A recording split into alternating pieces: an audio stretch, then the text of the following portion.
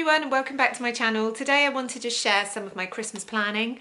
I absolutely love planning for Christmas and actually I do it all year round, but I wanted to focus on what I am doing right now that I think might help you with your Christmas planning. So let's dive in. I've got 10 tips. My first tip is to get yourself a Christmas planner. Now, I think it was last year I did a video on what is in my Christmas planner. I look at this, I have it to hand all of the time. It's not particularly Christmassy, although it's got the little gold dots, because I actually have it on my shelf in my bedroom all of the time. And I will check it, I will look at things, I can get some ideas during the year if there's things that I want to do.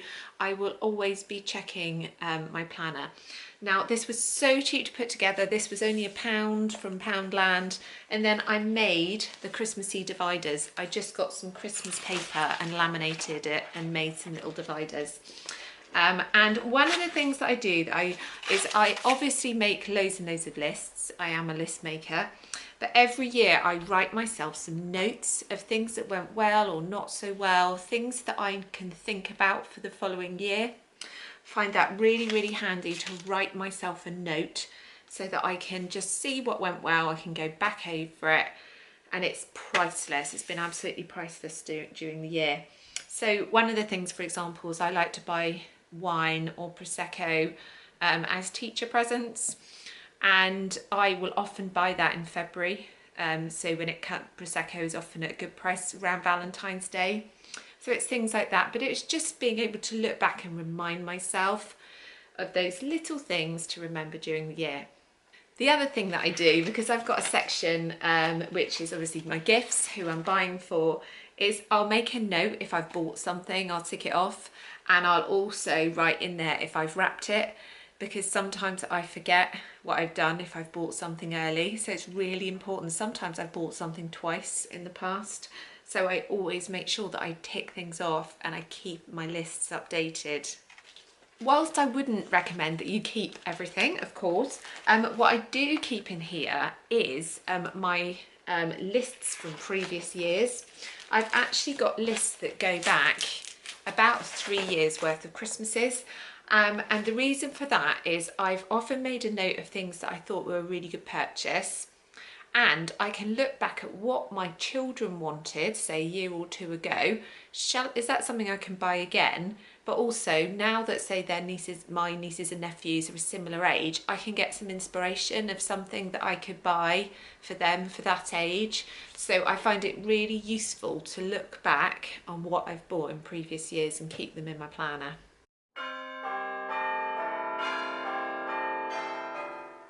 My second tip is to think about your Christmas clothes. So I like to think about this early. What do I want to wear on Christmas Day? If I want a new pair of pyjamas, for example, if we're planning to be at home and slob about, then I might buy myself a new pair of pyjamas. But things like something smart, if I want to wear a nice dress on Christmas Day, but also thinking about the kids, because they obviously grow each year, and their Christmas clothes often need to be replaced. So I'm thinking now, and I've already got Emily a Christmas dress, and I've already got my son a new smart shirts to wear for Christmas. So it's just thinking so that you're not suddenly, oh no, I've got nothing smart for them to wear. Just be thinking about that now, and if you need to go and buy something, you've got that bit of time to do it.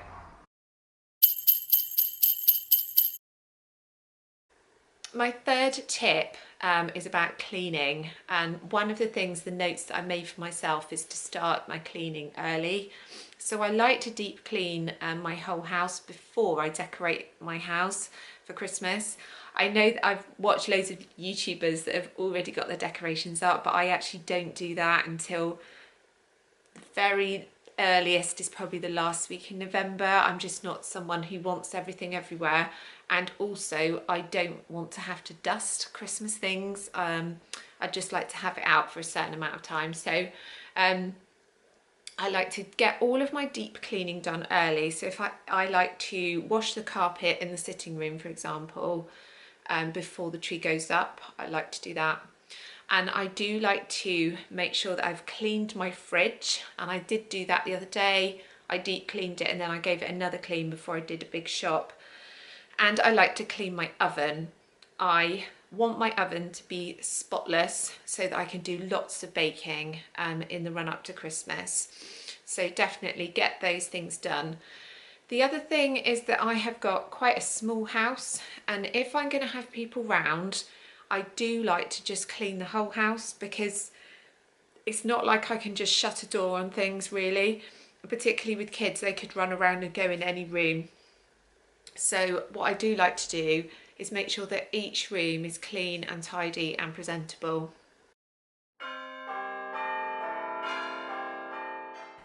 Number 4 is Christmas food. Now, a couple of years ago when I hosted Christmas, I did lots of research on what I could make ahead.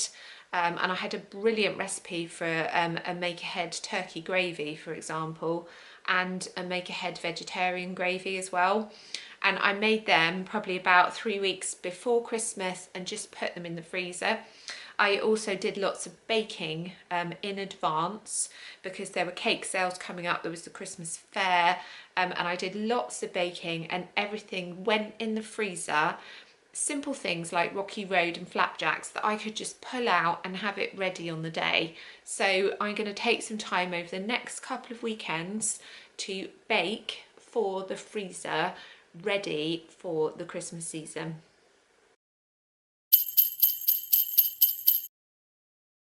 Number 5 is that I'm getting my thank you cards and any other homemade cards made, designed and made now. I feel that that is a really good time saver when it comes to Christmas. I like to design some sort of thank you card where the children don't have to write too much on it, because it can feel like a little bit of a chore for them, but it's something that I always want them to do because I think it's polite. So I design the card now. I usually do that on Canva, which is my most favourite graphic design website. And I will print them out and have them ready to do straight after Christmas. Same with thank you card, with homemade cards, but also at my daughter's school, they do something where they do a picture and then you can order cards. That's really, really good. So they've got that personal touch with actually no effort by me. So ordered those cards, and they are going to go out to some of our immediate family.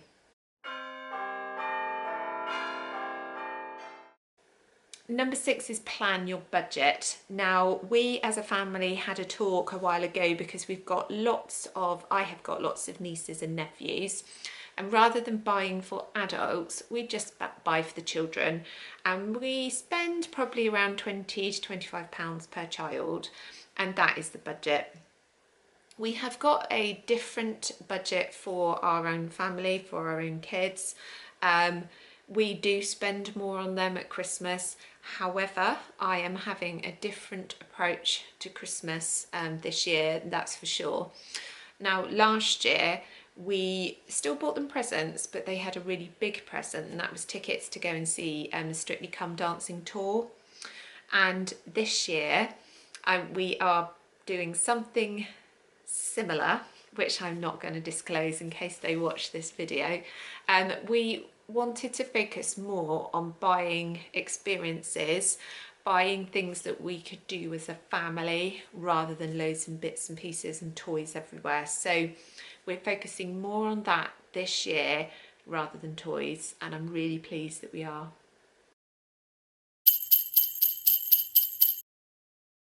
Number 7 is plan your activities now. I knew that there were certain things that I definitely wanted to do as a family. So for example, we wanted to go to the pantomime, and before I get questions, a pantomime is a very British thing. It's a show, it's like a musical, funny comedy musical show with slapstick comedy and sometimes famous people.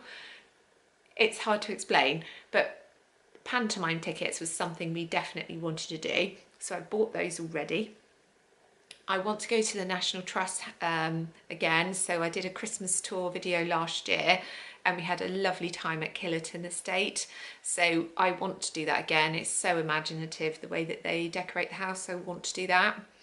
There are other things, bits and pieces I'd like to do over Christmas. I know that my son wants to go and see the new Star Wars film, and so we want to plan those things in, make sure we've got the dates to do it, as well as that arrange to see friends. And obviously we've both sort of got different nights out and things like that, but plan everything in so that you don't miss anything, so that you don't feel like, oh, actually we're not doing anything this weekend. But because you've arranged to see friends, I feel that Christmas is so important for seeing family and seeing friends and really having a really packed diary. I think that's just a really exciting thing over the Christmas season. Number 8 is making things. So, and do it now. Basically, I have really big ideas that I'm gonna make a ton of rustic decorations. It often doesn't happen, but there are certain things that I think I want to make, and I need to get on with it now. So if you're someone who knits or crochets, or you're really, really crafty, you need to get on and do your making now. I have got a list in my planner, which is basically craft. And so one of the things that I've got on here is make my husband's Christmas card, because I always do that, but I usually do it on Canva now, which is easier. The other thing is I like to make some sort of collage photograph or a photo book online as a present. And it's reminded me that I need to do that. So I always make sure that if there's things that I want to make, that I'm getting on and doing it before December hits. Number 9 is wrap your presents early. Now, I haven't always been very good at this. Last year I started doing it and it was life-changing. I started wrapping presents and putting them away in the attic, is where I hide my presents. I put post-it notes on them so I knew what they were, and oh my goodness, it really, really made a difference. When it came to Christmas, I was far less stressed. I didn't have days worth of wrapping to do. It was great. It was ideal. So I definitely recommend wrapping things as you go along.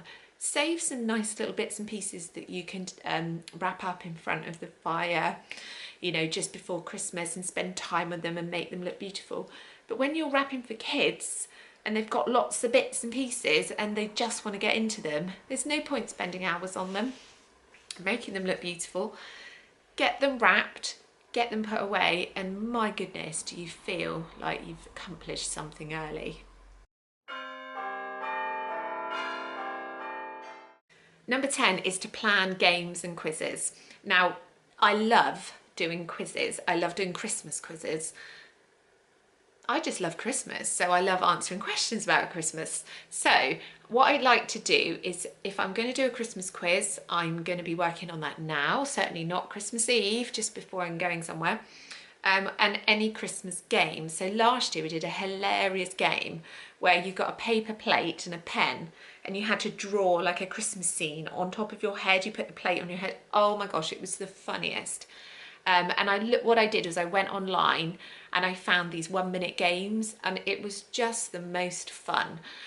So what I like to do is have a section in my planner for games and quizzes. So if I've done my Christmas quiz, I'll print it and put it in here ready.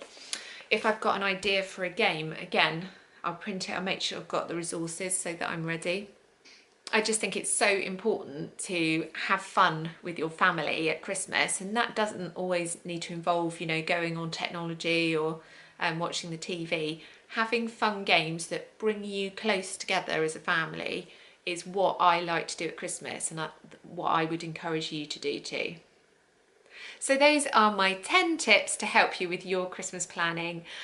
Thank you so much for watching. If you're not a subscriber, then I would love to have you, and I will see you in my next video. Bye.